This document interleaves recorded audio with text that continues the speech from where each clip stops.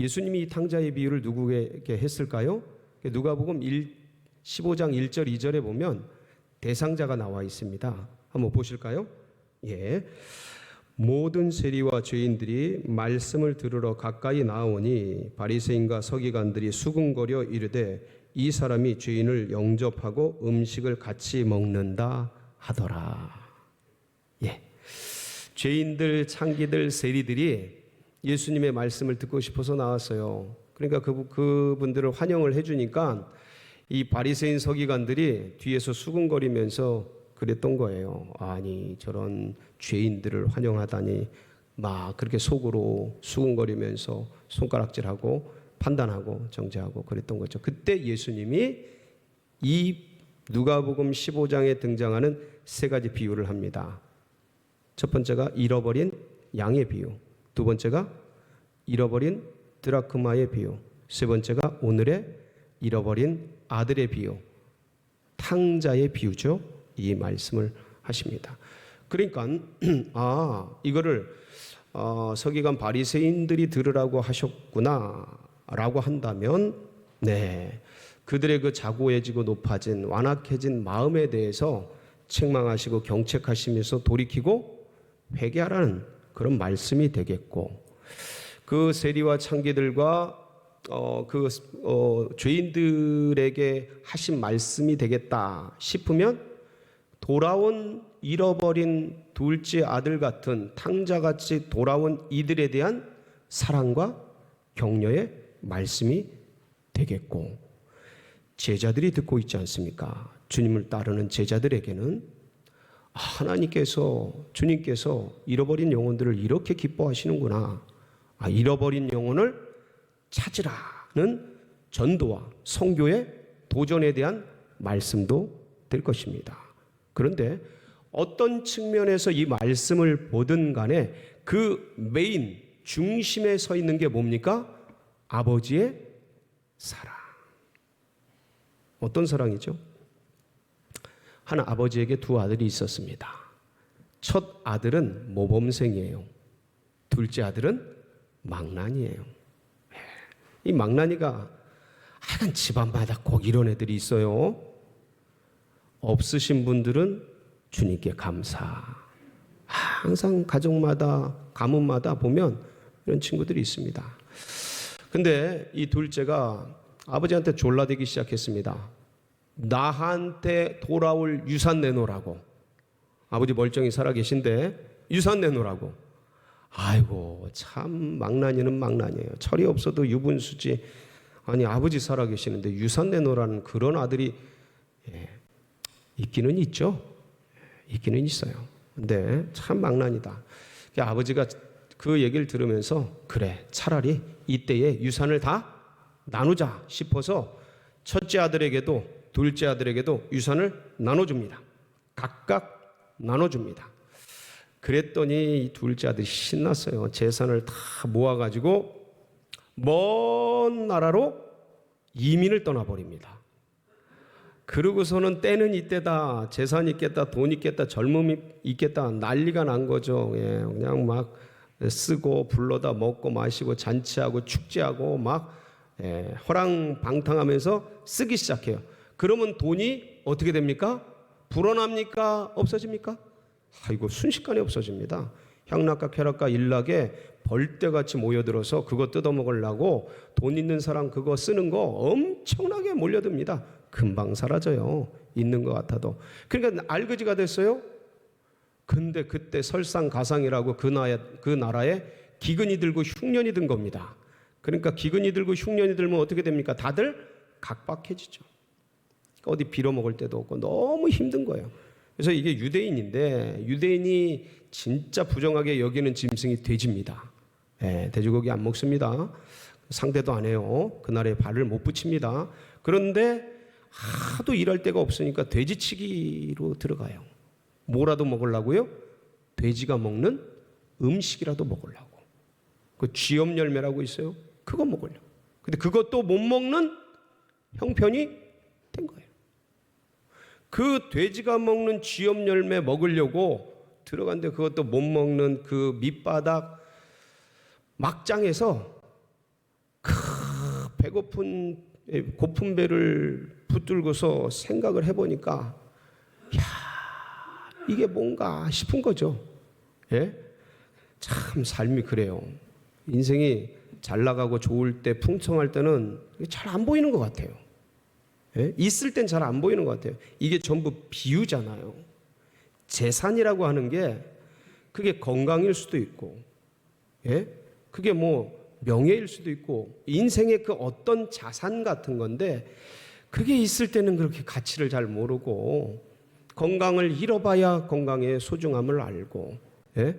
재산을 놓쳐봐야 재산의 의미를 알고, 인생을 다 보내놓고 보내봐야 인생의 의미가 뭔지를 생각을 하니 참 인간이 미련한 것 같아요.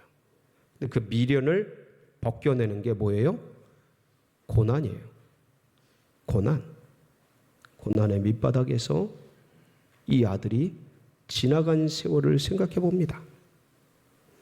그 전까지는 자기가 옳았고 자기가 의인이고 자기가 생각하는 게 맞았어요.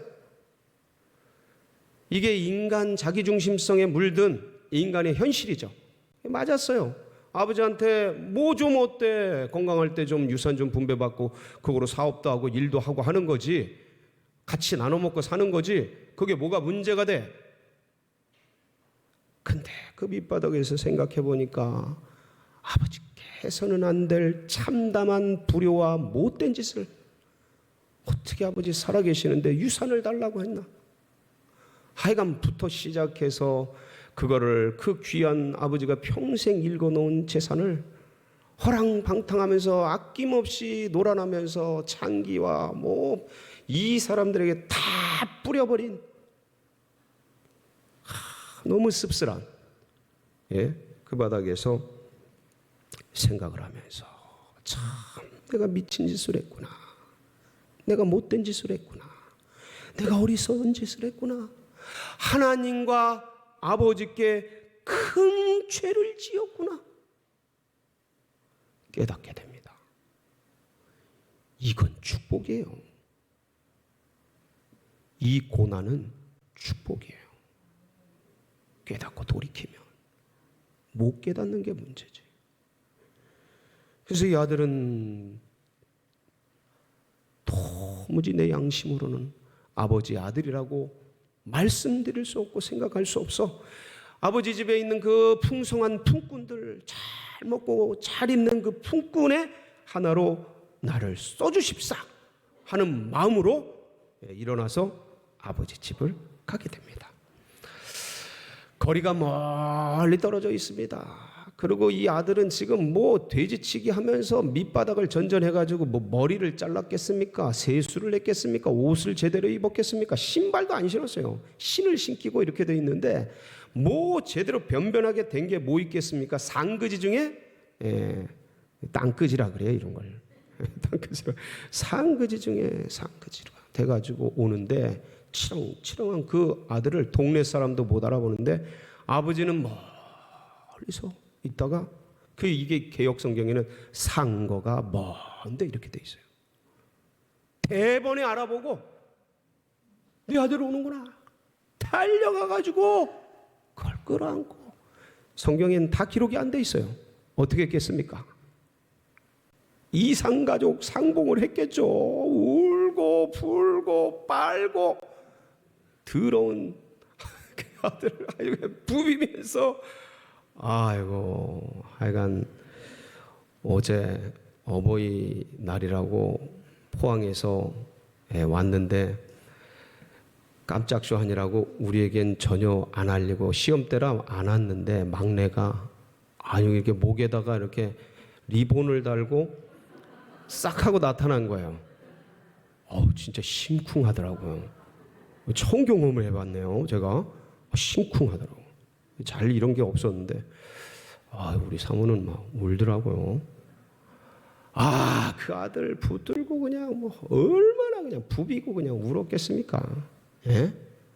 그 가슴에 복받치는 눈물이 터지지 않았겠어요? 그러니까 나중에 뭐라 그래요? 죽었다가 산 아들, 잃었다가 찾은 아들이라고 그러잖아요. 보면서 그냥 아들이 그래요. 그 상황 속에서도 양심이 있으니까 아버지 죄송해요. 내가 아주 나쁜 놈이에요. 하늘과 아버지께 죄를 지어서 저는 도무지 아버지 아들이라고 말할 수 없고 저를 품꾼의 하나로 써주세요. 아버지가 뭐라 그래요? 무슨 말이냐? 무슨 말이냐? 야, 빨리 목욕 재개시키고 제일 좋은 옷을 갖다 입히고 큰 가락지 끼우고 제일 좋은 신발 그냥 막 입히고 하고 살진 송아지를 잡아라. 내 아들이 죽었다가 살아왔다. 잃었다가 찾았다. 와, 그러면서 그냥 축제가 벌어지고 난리가 났어요. 이게 아버지야. 이게 부모야. 그렇게 죄를 져도 한 번도 잊은 적이 없어요. 자, 이게 다 좋은데 이때 맏아들 장남은 뭐하고 있었어요? 성경을 자세히 보면 밭에서 돌아와요. 밭에서 뭐 했던 거예요? 아주 열심히 땀 흘리면서 일을 하고 온 거예요. 그리고 돌아오는데 풍악을 울리고 막 난리가 난 거예요. 그 종에게 물었더니 뭐하냐? 그랬더니 동생이 돌아오셨습니다. 뭐라고? 그놈이 돌아오는데 뭐야? 잔치를 벌여? 분노하고 화가 나고 그러면서 이제 삐져가지고 집에도 안 들어와요. 삐져가지고 집에도 안 들어와요. 뭐 한 거야? 아버지한테 섭섭한 거예요. 화난 거예요.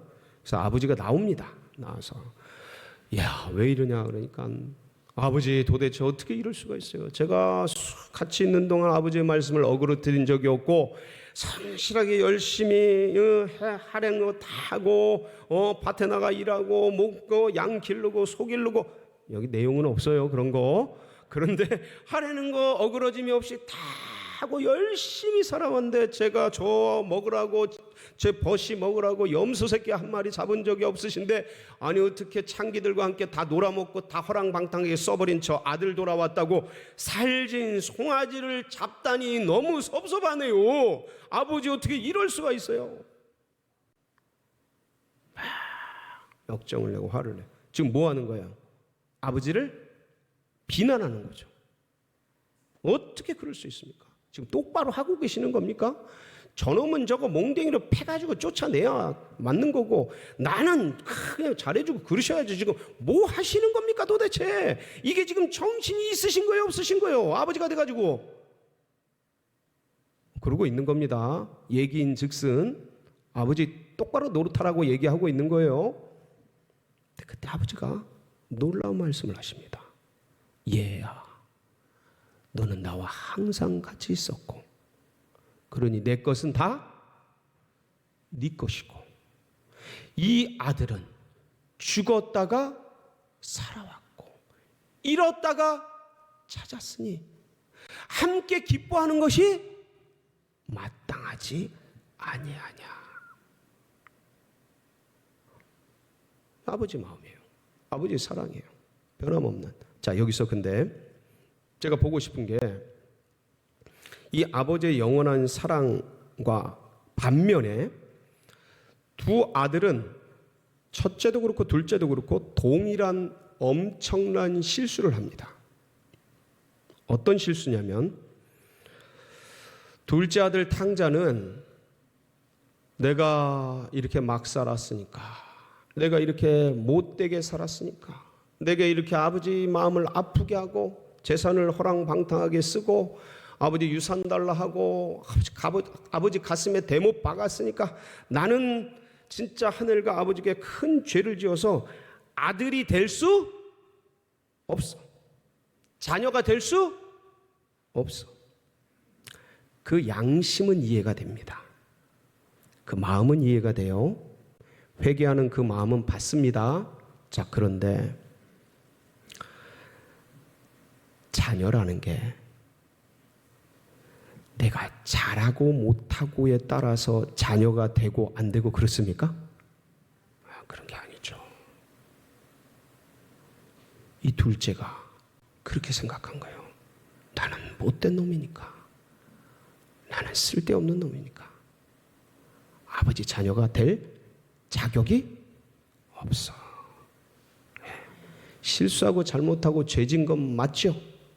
근데 돌아오면 아버지는 70번씩 7번이라도 용서해 주시고 받아주시고, 특별히 한 번도 자녀가 아니라고 생각하신 적이 한순간도 없어요. 오히려 날마다 돌아오기를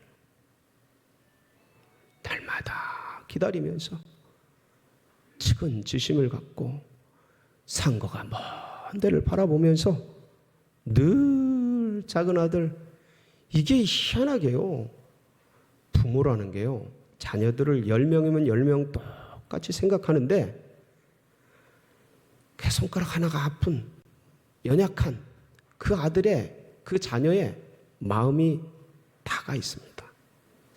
다 같이 사랑하는데 그 힘들게 어렵게 사는 그 자녀 있으면 거기에 마음이 다가 있어요. 그게 이제 아픈 손가락이라 그래요. 그걸, 그 마음이 거기에 다가 있는 거예요.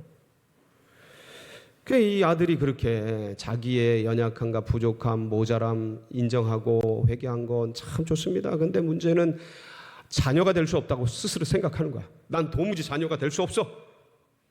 그리고 생각하고 돌아온 거죠. 큰아들의 실수는 뭡니까?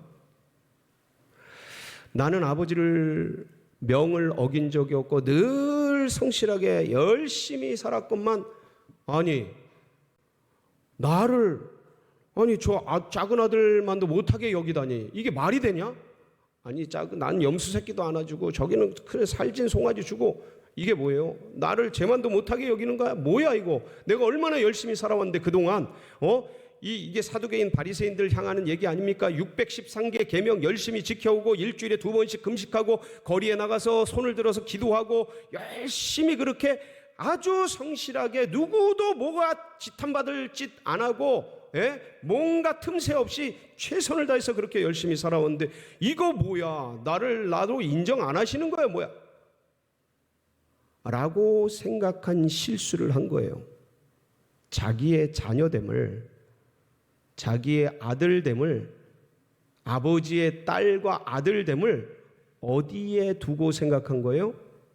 열심히 일하고 성실하게 일하고 죄 짓지 않고 참 남들이 보기에 지탄받을 짓 하지 않은 그 행위에 자신의 자녀됨을, 정체성을 거기에 뒀던 거예요. 둘 다 실수를 한 거죠. 하나님은, 이 아버지는 그것과 상관없이 못된 짓을 하고 탕자가 돼서 창기와 빌어먹고 유산을 끄집어 가가지고 다랑방탕 써도 그 아들은 항상 내 자녀 변함없이 아주 오만불손하고 지 잘났다고 하고, 모범생들이 특히 그러죠. 아주 오만하고 막.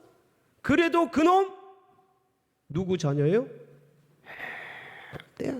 너는 나와 항상 함께 있었고 내 것은 다 네 것이니. 사랑하는 성도 여러분, 자녀라는 것이 뭘 열심히 해야 자녀가 되는 겁니까? 혹시 여기에 계신 분들 중에서 내가 열심히 뭔가를 해가지고 그때 그 부모님의 아들로 딸로 태어나신 분? 아니 제가 묻는 거예요. 진짜로. 그런 사람이 어디 있어요? 자녀라는 것이 부모님의 사랑 속에서 나아지는 거지. 10달 배 아파서 나아지는 거지. 사랑 속에서, 은혜 속에서 나아지는 거지. 무슨 내가 뭐 열심히 나아지기 위해서, 그 부모님의 자녀가 되기 위해서 뭐 쟁기질을 했어요? 뭐 땅을 팔았어요? 뭐 그런 거 한 적이 없습니다. 그냥 나아진 거예요. 그래서 자녀됨이라는 것이 우리의 뭐 열심과 노력과 그거로 되는 것이 아닌 것이지요. 육신의 자녀도 그럴진데 하나님의 자녀는 어떻게 됩니까? 우리가 막 뭘 열심히 해야 하나님의 자녀 됩니까? 어떻게 돼요? 하나님의 자녀는 영접하는 자, 곧 그 이름을 믿는 자들에게는 하나님의 자녀가 되는 권세를 주셨으니 이는 혈통으로나 육정으로나 사람의 뜻으로나 노력으로나 고행으로나 돈으로나 명예로나 권세로나 그런 것으로 난 것이 아니요 하나님께로부터 난 자들이니. 누구에게로부터요? 하나님께로부터 뭐를 통해? 물과 성령으로 거듭난 자들이니 이 소리죠. 예. 그래서 우리가 영접할 때 누구를 영접합니까? 예수 그리스도. 맞습니까? 예수 그리스도를 영접할 때 예수님이 2000년 전 십자가상에서 이루어 놓은 그 십자가의 피공로, 부활의 영광의 그 공로가, 예? 우리가 왜 하나님께 나가지 못해요? 왜 죄인입니까? 아담의 허리에서 아담이 죄를 지음으로 모든 인류가 죄 아래 의인은 없나니 하나도 없고, 예, 죄의 삭은 사망이요. 그래서 모든 인류가 죄 아래 팔려서 죽음이라는 이 죄값을 받고 살아가는 존재가 되지 않았습니까? 그런데 우리가 예수 그리스도를 영접할 때 2000년 전 십자가상에서 이루어 놓은 구원의 놀라운 영적 시스템, 완벽한 구원의 영적 시스템이 작동이 돼서 우리의 죄는 예수님이 지고 없어지고 그 예수님을 살리신 부활케 하신 그 살리는 영이 우리에게 들어와서 우리의 죽은 영을 아담에게서 죽은 영을 살려주시고, 이게 뭐예요? 영적 부활. 그게 다시 낳는 거예요. 그게 중생이에요. 그게 신생이라고요. 그게 다시 낳는 거예요. 다시 태어나는 거예요. 예. 이렇게 됨으로써 우리가 하나님의 자녀가 된 것이죠. 여기에 누가 무슨 어떤 노력과 힘과 뭐를 한 적이 있어요? 아무것도 한 적이 없어요. 우리가 구원받는데 이것은 거꾸로 구원받은 영혼이 어떤 실수와 허물과 어려움이 있다 하더라도 그 아들됨이, 자녀됨이, 부활된 영이, 중생한 그 영이 취소됩니까? 지워집니까? 사라지나요? 성경을 보세요. 누가 정죄하리요? 의롭다 하신 이는 하나님이시니. 누가 우리를 선택했습니까? 하나님이. 하나님의 선택, 하나님이 위하심, 하나님이 의롭다 하신 그것을 어느 때는 우리 양심이 너무 예의가 발라서 나는 죽어야 돼, 나는 나쁜 놈이야, 나는 하나님의 자녀 될 자격이 없어, 이런 쓰레기는 치우는 게 마땅해. 아주 하나님의 자녀된 권세가 이 육을 입고 있는 이것들이 그냥 별 생각들 다 일어나게 하는데, 여러분, 넘어지고 쓰러지고 자빠져도 그 사람은 하나님의 자녀입니다. 뭐만 하면 돼요? 아버지 돌아오기만 하면 돼요.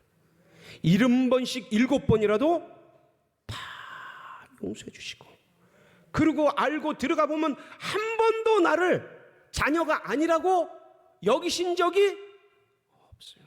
한순간도. 이 큰 사랑으로 우리 주님께서 우리를 사랑해 주시고 이끌어 주시고 지금까지 함께해 주고 계십니다. 여러분, 한 번밖에 살 수 없는 인생을 영생으로 중생케 하시는 기적, 다시 한번 말씀드릴게요. 이거 제가 연구하고 만들어낸 단어고 문장이지만 제가 봐도 너무 신박하고 너무 좋고 너무 은혜수라서 한 번 더 원모. 한 번 사는 일생이 영생으로 중생케 하는 기적, 영접이라는 너무도 쉬운 예수님을 믿는다는 이 고백을 통해 거저 주시는 아버지 하나님의 그 영원한 사랑. 여러분, 이 사랑을 가슴에 품고, 그리고 어머니 아버님 잘 섬기고 주변에 있는 분들 이 사랑으로 끝까지 사랑해 주면서 이 땅에 하나님의 사랑을 전하는 귀하고 복된 통로 되시길 축복합니다.